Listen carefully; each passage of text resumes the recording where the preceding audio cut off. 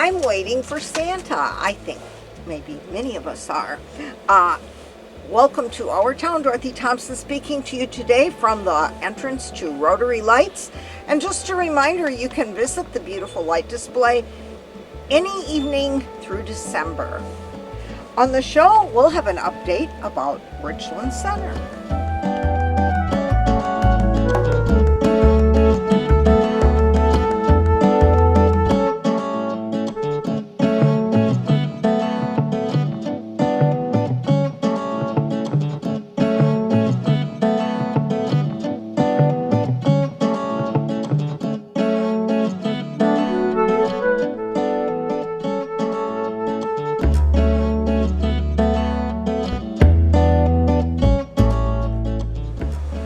Go to WRCO studio and we'll listen to Todd Coppernoll, the mayor of Richland Center, with a city update. Welcome to our morning show visit today on WRCO. Also, welcome in December. How can that be? We've got some great shows coming up here during the last month of 2025. Joining us for his monthly visit, his last visit of the year, is Mayor Todd Coppernoll from the city of Richland Center. Good morning, Mayor Todd. Hey, Phil, how you doing? I'm doing fine. How about that snow over the weekend? Boy, go figure. I don't remember the last time. I honestly don't remember the last year we got a snowfall of that volume this early in the season. It's been a long time. It was pretty common when you and I were kids, but it isn't now.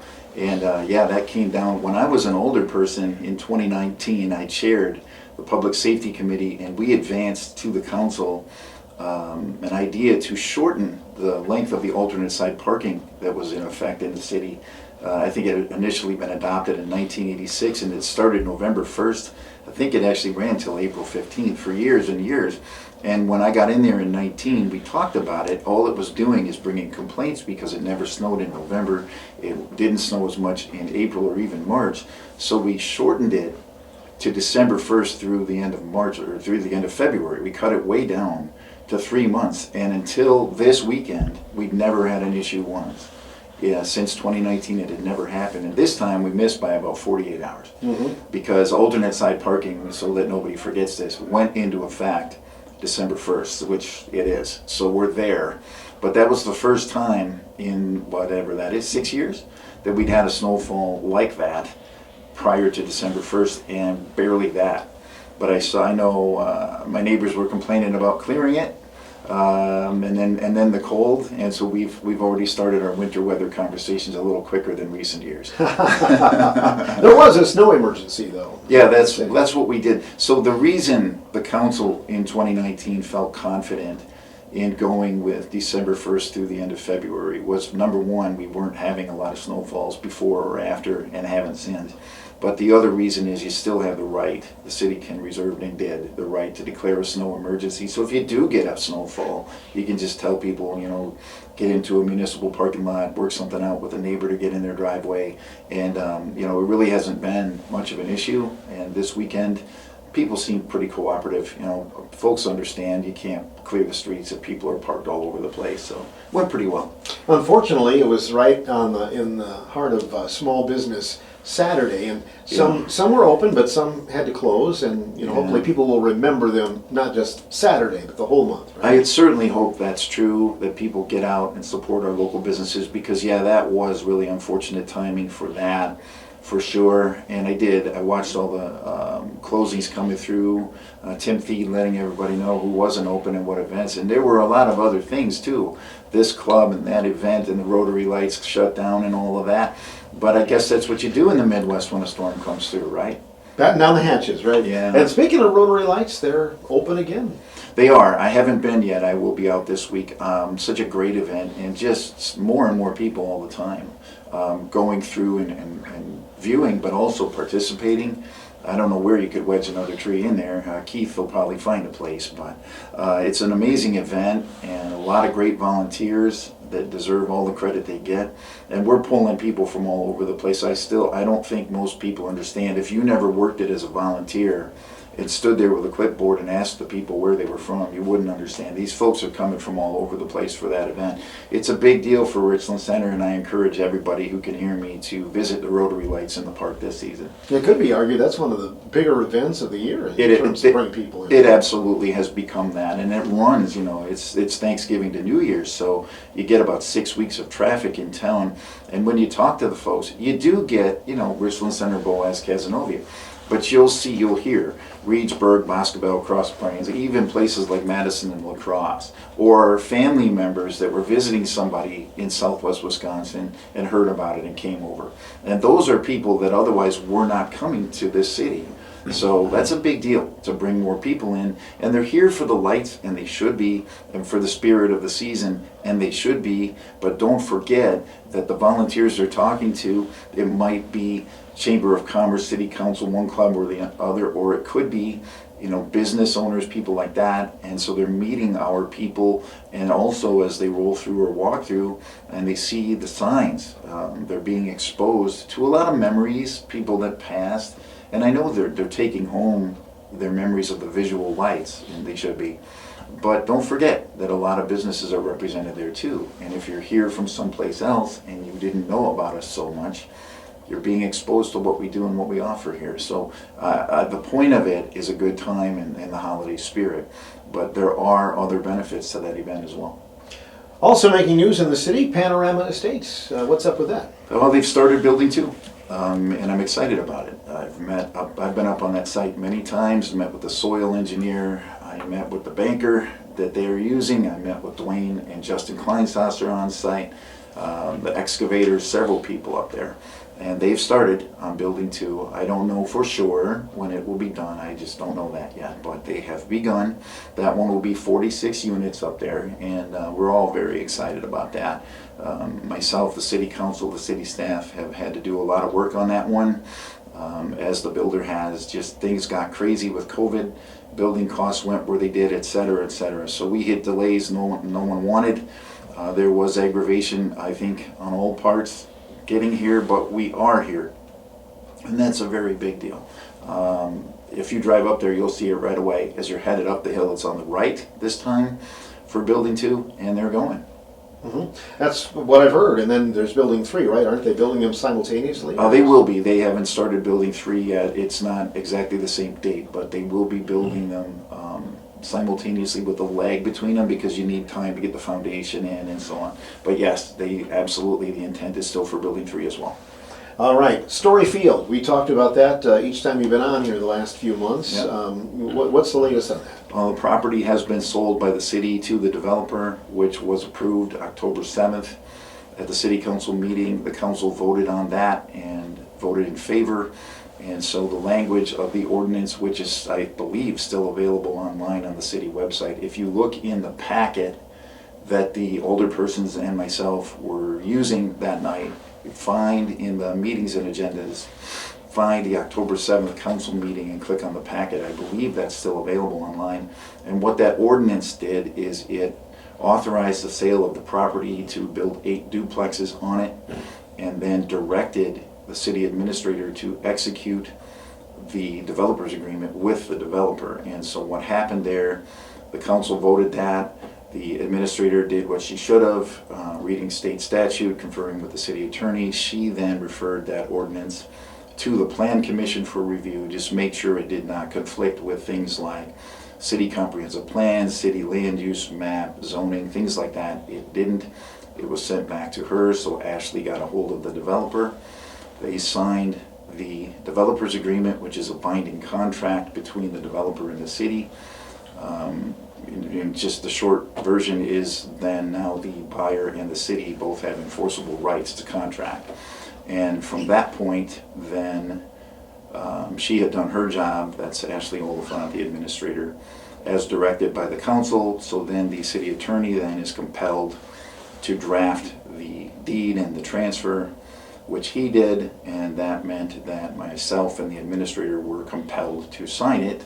To not do so, I talked to the city attorney about that, and he actually explained a legal term to me I'd never heard, which you can look up for yourself. It's called a writ of mandamus, Go ahead and look that up. It's just, I was just asking, what if I don't sign that right away? And the answer is you will. Because if you don't, you're not upholding the law, because the legislative decision-making body for the city, which is the city council, did their job and did this thing, and I did not exercise my veto power because I know people have heard me by now. I think this project should happen. And from that point, the administrator did her job, the attorney did his job, and then the deed was conveyed and has been registered at the Register of Deeds. So Storyfield at this point is private property, and we'll go from here. You know, it's winter now. I don't expect any construction up there, you know, this season. I don't know exactly when it'll be, but I would think, you know, June, even July, something like that, before you see that kind of thing going on. The property will have to be surveyed, the new development needs to be platted, lot lines established, things of that nature, before we get to any building up there. But a couple points I want the public to hear and understand. The first one is there going to be a green space? Yes, there is. And if you watched or attended the meeting where the council approved this sale, that was clearly stated. And so what we did to make this clean and easy for the developer to do the work that now must come, the surveying, the platting, etc., is the entire property was conveyed to the developer right now. At this moment, they own it. However, in the language in the developer's agreement, which is enforceable, it states that they will convey the new street that they're paying for and the green space back to the city. So there could be some confusion that the city moved on and didn't do a green space. That's not accurate. There is a temporary space here, time here, where the developer owns the entire property to do the work they have to do, and then they will convey the green space and the street back to the city. So if you didn't read that developer's agreement or hear that language, it could confuse you. That's the intent, is absolutely to have the green space that was discussed when the sale was voted on by the city, or by the council. Okay, the other thing, the city attorney just made a simple mistake when he prepared the deed and erroneously included a lot that's on the other side of Chestnut Street in the transfer. So that was simply an accident, and as soon as we became aware that that had been included by mistake, we corrected it. So if you hear somebody tell you we included land that wasn't even discussed, or that we gave up something on the other side of Chestnut Street, no, we didn't. It was just a mistake. Attorney Windle just added one too many lots in the description, and we've since corrected it, and the deed was filed correctly. So that property across Chestnut Street still belongs to the city. The sign came down, right? Yeah, a good point. So Jason Glassbrenner, who is the Director of Public Works, directed city staff to take down the Story Field sign, and he actually, that's his right, that's his actually authority to do that.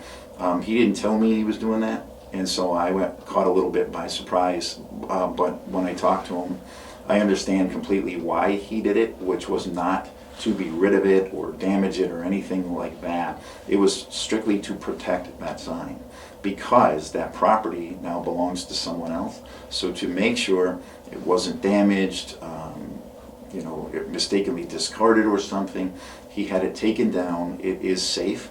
It is inside an enclosed storage building inside a locked fence, one that the city owns. Nothing has happened to the sign. It will, what happens to it will be discussed in the future, whether it goes back up on the green space the city will own, whether the Story family wants to own it. We don't know that part yet, but to make sure nothing happened to the sign, Jason had city staff remove it and put it in safe storage where it is. What about the green space? Is it available this year for use then, or is that not? Okay, right now, and this is just a moment in time, that's up to the owner. Okay. Because, so think of it this way, when the aquatic center got approved, the old pool had already been removed. Well, they had to build the aquatic center. So for one summer, we didn't have an outdoor pool because they were building the aquatic center, and the other pool had been removed to make way for the aquatic center. In this case, it would be strictly up to the private owner now to decide what's okay on land they currently own. Now, once that green space is conveyed back to the city, then the city council will absolutely have the authority and ability to decide what happens on that green space. That's how that works. So I can't answer that because right now the city doesn't own the space.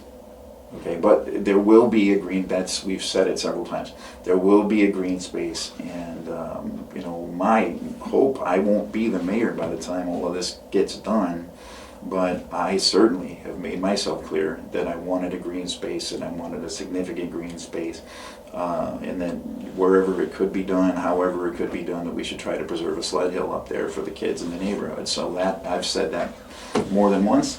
The city council will have that authority to decide that on that green space once that land has been conveyed back to the city.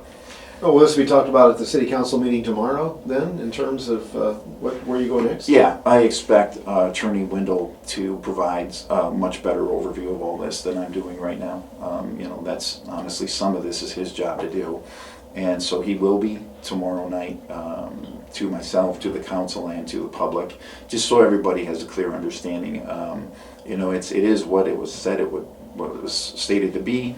8 new duplexes on a cul-de-sac, significant green space that the city will own and maintain, or to own, actually, they're going to help us maintain it. And then, obviously, to build that, you don't need as much room as it has in the first place. You got to leave water runoff and all that. So I think people will be happy with how much open green area there still is. And then from there, the city will own part of that, and the private ownership will own part of that. The city will have control of what happens on the piece we own. They will have control on what happens on what they own. You know, I can relate to people, not only this project, but other things that have happened in the city during your time as mayor, because I don't like change. Right, yeah. I really don't, and I Yeah. think a lot of us are like that. And we've had some things change over the last 5 or 6 years. Yeah, I'm like that too, and this has been a really interesting thing. Somehow we have some people who are for this and some people who are against this who absolutely believe a majority agrees with them, and it can't be both ways. But what we've gotten into, I don't know what's feeding that. If it's the smartphones, the social media, or exactly what it is. I think people listen to, more than anything, people who agree with them and get fed more of that and believe that more and more because of it. And I've had people tell me, you know, I hate this is terrible. I've had other people tell me, whatever you do, make sure it gets done. And if this doesn't happen, you do understand a completely different group of people will be just as angry as anyone who doesn't like. And honestly, that is the truth right there. That opinions on this one are very split and deeply emotional for a lot of people in both directions. What I've said several times, I will repeat, is that I have a lot of the same feelings. I grew up here too. I was on the cross-country team all 4 years in high school. God knows how many practices on that track. I have friendships to this day that started on that property because of that. A lot of gym classes up there, memories all over the place. I have full respect for the history of the property and also for the Story family and the legacy, their father's legacy. And so for me, none of my opinion on what should happen is based on, you know, not wanting Story Field to be Story Field that we knew and remembered and loved, and or any of, or not wanting green space or any of that stuff. It's 100% based on the city's needs, and the elected people are there to make the best decisions that we can with the information we have, and it is our responsibility to really try to make the best decisions based on what's in the best interest of the city. No matter what you're doing, there will be multiple opinions, and you will not escape it. And so the last thing anyone should ever want are elected people who try to stay in office. I don't want to make a hard choice. Someone might not like me and they might vote for someone else. Well, then nothing gets done, or worse, bad things get done, unproductive things get done. You can't have that. You just can't. And we're in a situation right now the people need to pay more attention to. Just getting right to it. Richland County, Crawford County, most of the Driftless region, honestly, but strictly Richland County, which means Richland Center. The demographic projections for the next 20 to 40 years are absolutely frightening. We're talking about over the next 20, 25 years, you losing on average 1% of the county's population per year. And I just told you that's 20 to 25% population decline. Think about it. Oh my God. That's not my opinion.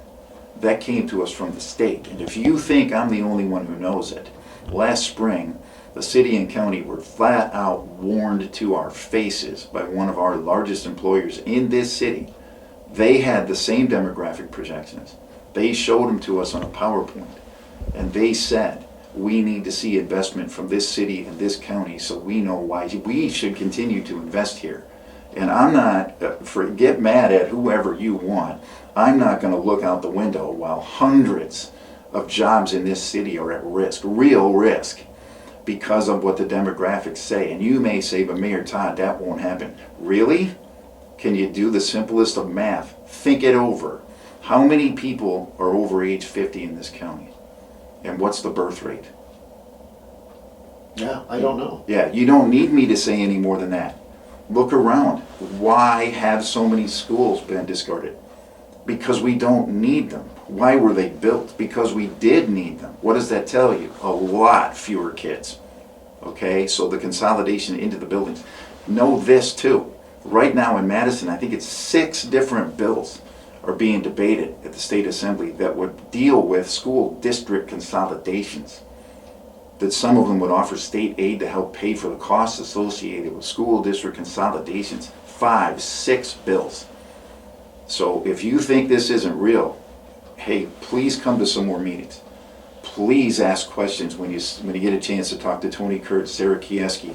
If you live in a different district, Travis Tranel, Howard Markline. Tell them how you feel and ask them what they see. Ask the school district administrators. Ask Dave Turk or Trish Clements down at Richland County what it's like trying to balance a budget right now. Because every time we lose people, we lose state aid. You understand that? That means the money the county has to pay the bills got smaller. Year over year this year, Richland County got less state aid than it got last year. In this era of inflation, what's happened now is what you must pay for got much more expensive, and they sent you less money because you have a smaller census, you have less people, and that knocks money out the door. That's terrifying, or should be. So, but see, here's the thing. If we take action now, we can maybe change that trend or at least soften the loss. That's why, among the reasons, I've talked about net new construction so many times, I have people in town coming up to me saying it to me now. Good. Never forget what it means. And if you don't know, please find out. Okay, if you don't know what expenditure restraint program means in the state budget process, please find out.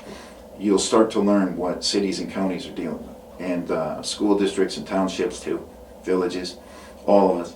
So you get into where we've gone and you say, what can we do? You gotta get new construction, guys. That's what the state has prescribed. You gotta get construction. What does that do? Well, the first thing is those are taxable buildings. So the property tax that comes in from those buildings helps feed the city, the county, and the school district and Southwest Tech. If you live in the city and you pay property tax, you're supporting all 4 of those entities with your tax dollars.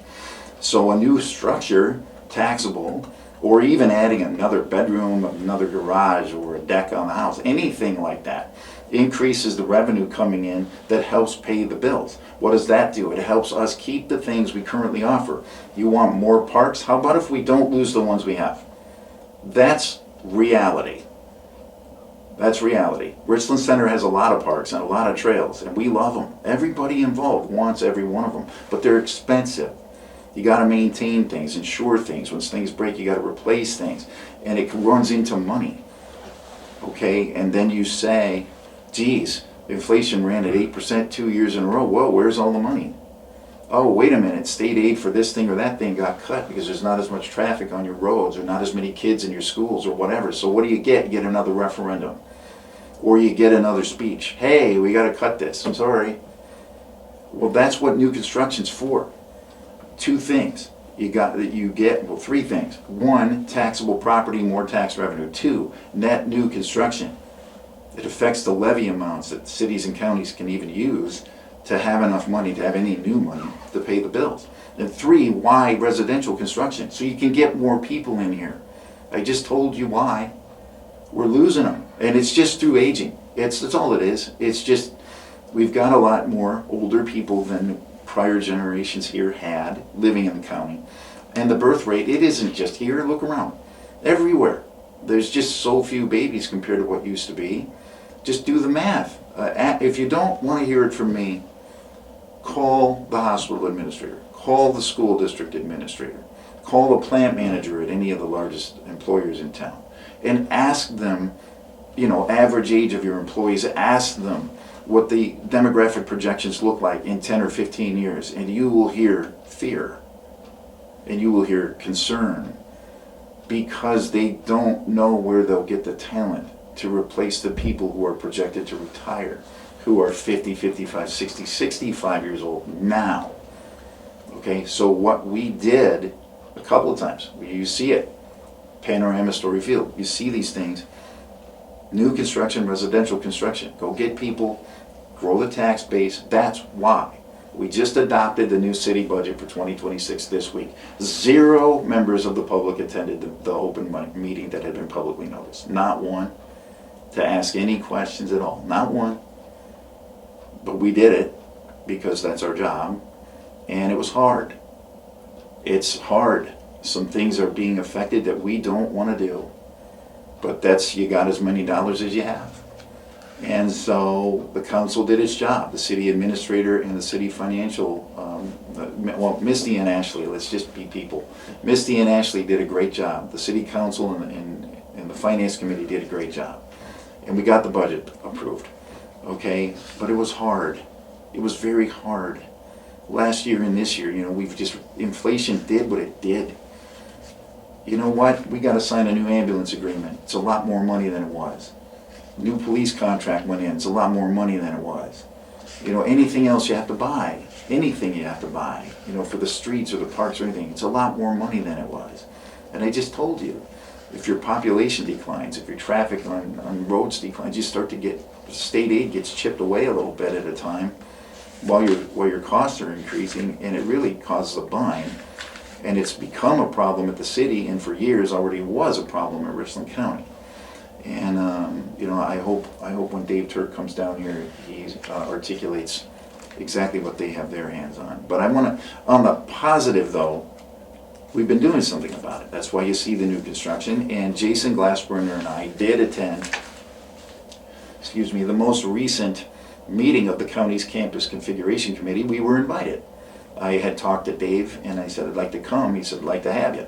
So we reintroduced a plan that had been proposed about 2021 that would allow or provide for 18 single-family houses to be built on the campus property. Now this would be behind the buildings that are there, so on the hill but not way up on the steep part kind of, because you get too high, you can't get adequate water pressure up there.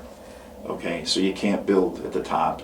And besides which, I think people would like to keep those trees and that wooded top of that hill. But if this gets done, and it's very early, but I will say I thought the folks at the county were receptive and very attentive. I thought it was an extremely positive meeting. If this, for instance, this plan were to be adopted, basically run a street off Hive Drive, which is a city street, sort of behind the trees out there, over toward where the buildings are, and build as many as 18 single-family homes back in there. And I would love to see that. I think it's a great opportunity for the city and the county to maybe collaborate and get done what we need to get done. If you think about it, apartments coming, duplexes coming, you get some single-family houses coming, and we have definitely checked that box. And it took years, just crazy effort to get here. And people will say, well, why now or why there? Man, it wasn't overnight. We found minutes, we went looking. I couldn't remember exactly when I knew the Story Field thing had come up. I wasn't even mayor yet, Mike Kaufman was. We found the minutes, it was January 2020. I was an older person then. And Mr. Kaufman, as mayor, had actually appointed a subcommittee to look at the possibility of putting homes on Story Field if we owned it. So discussions had started between the schools and the city that long ago, at least, about that. And it took this long to get here on that one. Panorama, they signed that agreement in 2018, 17 or 18. And, according to the agreement, they had time to get the buildings up. But Building 2 should have been up by now. We're there now. The campus property, There's a lot in that one, we all know that. A lot of emotion there too, fully understood, got it, share that too. Attended the campus, one of 10 in my family who did. But we tried to do this in 2021 and we got shouted out of the room. That's just a fact. And so now we're back trying to do that again. Different conditions, fully understood. The campus was functioning then, and it would have been harder to do then because, for one thing, that land was in a lease with the Board of Regents. You can't just do that. You would have needed consent from the county, from Platteville, from Madison. It was a mess. And there were people that loved the campus that were afraid of it, honestly, that it might give the wrong impression to Platteville or Madison that the city was trying to do something other than the campus. So it didn't happen then. Well, we're here now. And if we can get that done, then we can go on to other things. And whoever is elected mayor in April, and whoever comprises the city council in April, they'll have their hands full too, because the budget stuff only gets hard. I'm being honest. The budget stuff doesn't get easier next year, it gets harder. Okay, understand that? I'm trying to tell everybody, I've been trying to tell everybody for a couple of years, the budget stuff's a lot harder than it used to be. Next year is going to be tougher than this year, and if something doesn't turn, the year after that's going to be tougher than that. Don't kid yourself. Do not kid yourself. There's not enough money. There's not enough money. Cities, schools, or counties, don't believe otherwise. The challenge is real. We gotta build, we gotta grow. We live in a place that's an hour from a city, an hour from the interstate. Organic growth doesn't show up and beg us for a place.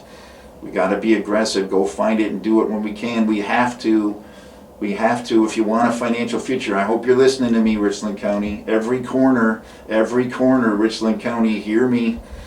You want a financial future, you better wake up. You want a financial future, Richland Center? You want a financial future, Richland County? Do you hear me? The state laws are what the state laws are. The city, the county, the townships, the villages have to abide by those laws.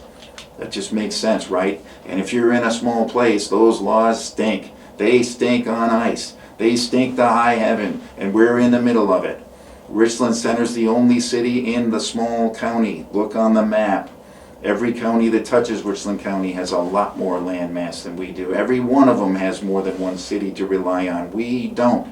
We are an hour from Madison. We are an hour from La Crosse. We are an hour from the interstate. We have too much floodplain. We have too many non-taxable properties in our city because our city houses city buildings. It's the county seat and the only city, so it houses county buildings. We have a lot of churches. We have a lot of 501c3 nonprofit-owned properties here. Those are all good things, fine things. I am not telling you we don't want them or need them. I'm explaining to you that you live in a county and a city that has unique challenges. We have more floodplain than most, more non-taxable properties than most. We're further from the population's bases than a lot of our friends are.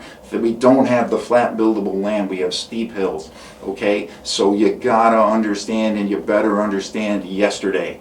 We have to work as one. We cannot fragment and fight with each other and say, don't do it, don't touch it, don't build it. You can't do that here. When you do that here, your city and your county stagnate. It has happened here in this community's past, and if you live here, you know that.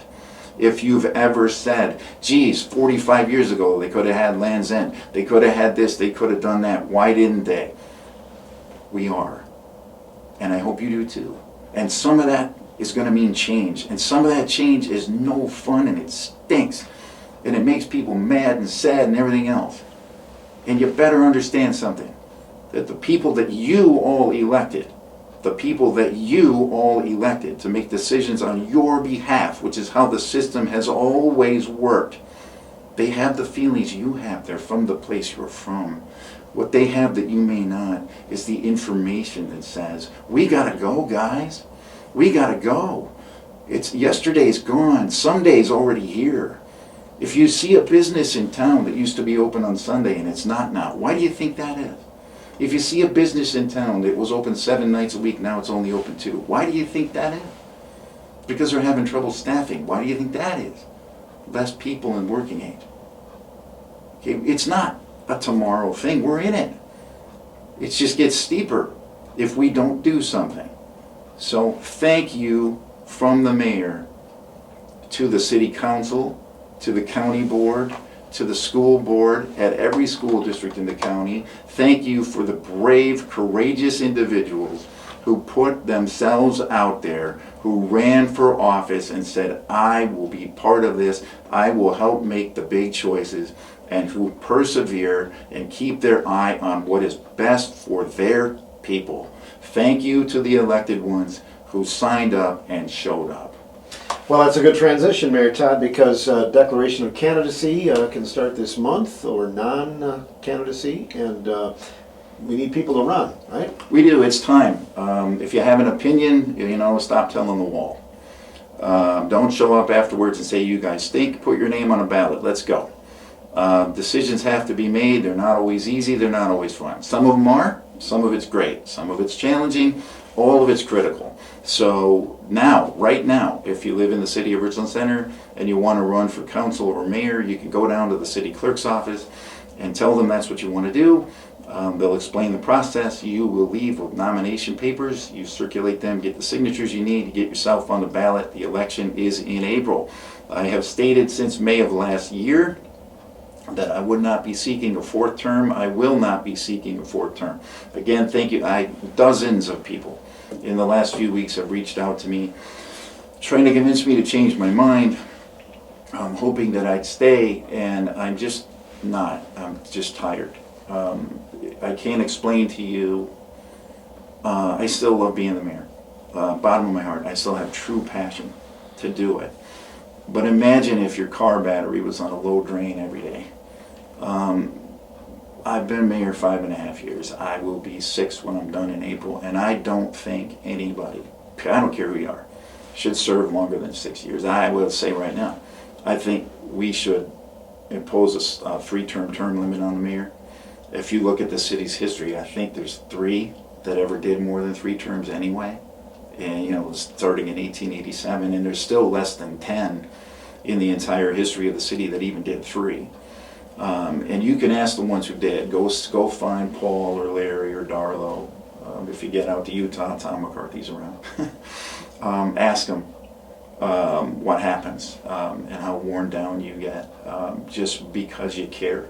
And it's never gone from you. It doesn't matter. It's never gone from you. And it's the other elected positions too. Don't take it lightly. Don't do it because you think it's a good time, because that's not why you should be there. But you know what? If you have the passion, somebody has to make the choices. Okay? You have to do it. You're shaping the future of your hometown, guys. So I hope you do. I hope you do. I don't want a candidate. I want several. I want choices. How about a primary? I can't remember the last time there was even 2 candidates for a single city council seat in this town. I remember who it was. It was Chelsea Walters and Candace Fagerman in District 2 or whatever here. That's about 4 years ago or something like that by now. And there hasn't been a contested race in any district of the city council. We've got open county board seats all the time now, it seems. And I don't think the school board is, beating them off with a stick either. They've had better turnout lately, but you know what? I hope you'll do it. Being the mayor, there are moments when it drives you half crazy, but wow, is it worth it? Being on the city council, when you look back, and you realize what you did for your hometown, no matter who's mad at you today, no matter who's going to be mad at you next or who was 6 months ago, that just comes with it. Because most of those people come around later and say thanks for something else that they do agree with, or something that they heard you say or you did. It's worth it. It's worth it. Get in there, guys, get in there. Tomorrow needs you. You understand? It's a representative form of government. So it's not one person, one vote. One person, one vote is when you choose the people who will decide. It's like the U.S. Congress, the state assembly, city council, county board, like that. One person, one vote chooses the decision makers for you. And those people make the choice on your behalf. That's the whole point of this country, this state, this city, is that those people have that critical role, and that they come from the people to represent the people. When we said over 200 years ago, no taxation without representation, that led to this. That's what the representatives are there to do, to cast the vote on behalf of the people that elected them. So give yourself the opportunity to cast the vote. You can't do it if you don't run, and now's the time. You know where City Hall is, get on down there if you live in town, and they'll tell you what to do. Get on a ballot. And if you do get on the ballot, come and see me, call me, and I'll sit with you. And I'll tell you the best and the worst, and I'll tell you what the city's going to face next year. Try to get your head around all of this, so that if you win the election, you don't walk in cold. Go for it, man. Richland Center and Richland County and the school districts need you now. Mayor Todd Coppernoll, our guest on the morning show, will come back with a final word in just a moment. Our morning show studio today from WRCO Radio includes Mayor Todd Coppernoll from the city of Richland Center. Anything new on the hotel project? Yeah, okay, so Cobblestone Hotels is definitely interested in the city of Richland Center, and they are currently seeking local investment. The way their business model works, they work with some locals together with their company to get this done, and we've got information who you can talk to get you in front of them if you might have interest or you know people who do. So would you please let me know if you do have interest or know someone who does. Contact information for me is on the city website, but the cell phone to call or text me is 608-604-5399. When they get the investment capital in place, I absolutely expect a 54-room hotel to be built on Orange Street across from the banquet hall at the Phoenix Center, and that's where we are. City is on board with it. The company is on board with it. Just need some additional capital, and their model says do that with local people. It's what they've done everywhere they've built. Look them up, Cobblestone, and I'm excited to see that one too.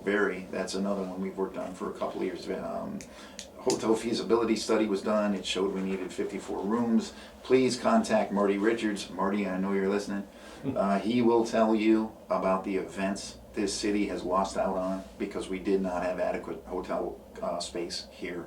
And we're trying to correct that to grow tourism here because, again, somebody who doesn't live here, who stays here, they're paying a room tax. Some of that stays with the city, or if it's in the township, with the township, so forth.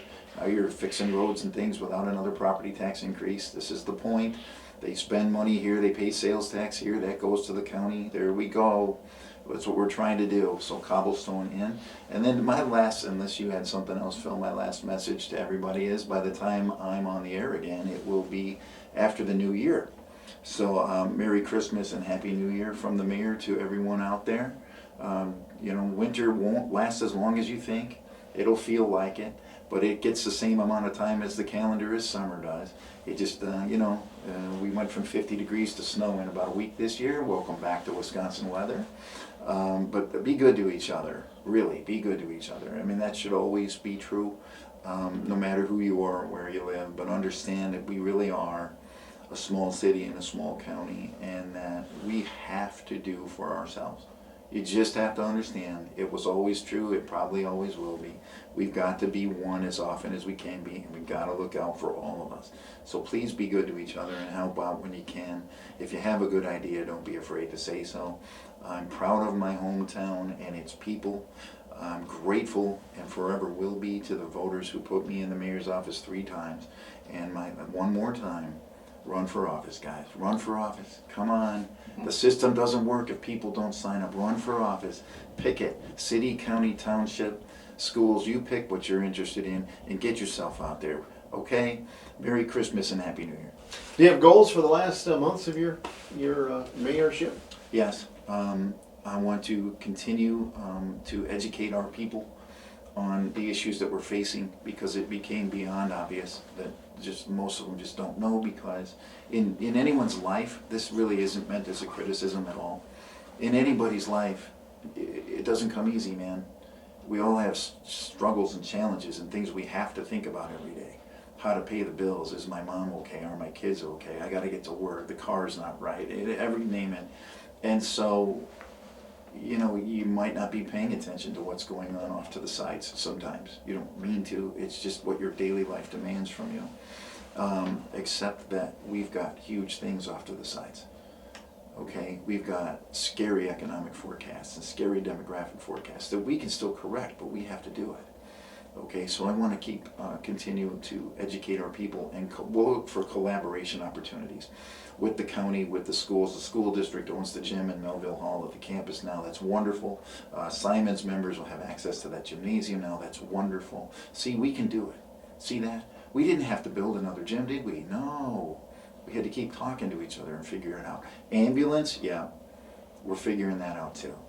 And we'll sign a new agreement, I'm sure. I expect, it's in the council's hands or will be tomorrow, but I expect the city council to approve a 2026 ambulance agreement at tomorrow night's council meeting. I can't promise you that. I don't have a vote, but that's what I expect. And then we'll move on looking at a more long-term solution there and just keep doing that thing. In a community that can raise more than $400,000 in a single year for Grace, one local charity, I want you to keep in mind, in a community that can overflow the Rotary Parks ground with too many trees. That's who we really are. That's who this place is. And we might fight about one issue or another one in the day. That's fine, we're all just people and people do that. But we come back together when we do that. We always have and we always need to do that. So look for ways to be part of what happens here. Don't shut the door and stay home. It won't work here like that. Fortunately, we are populated by people who seem to understand that. So stay in the game, be part of things. Be proud of where you're from and work for its future. That's how it gets built, okay? So, one more time, start every day with a message of gratitude. Not to somebody else. Wake up, put your feet on the floor, and just be glad you're alive. I got another day. What can I do with it? That's a great place to start. And then go from there. And when you leave the house, say hi to somebody, all right? Open the door. Hold the door and let them in. You know what? You can do that. We can do that. So get out, go to the Rotary Lights, run for office. Merry Christmas and Happy New Year. Mayor Todd Coppernoll from the City of Richland Center, our guest on today's morning show. Just a reminder, Rotary Lights in the Park every night in December, and we'll bring you some other news from around the area real soon.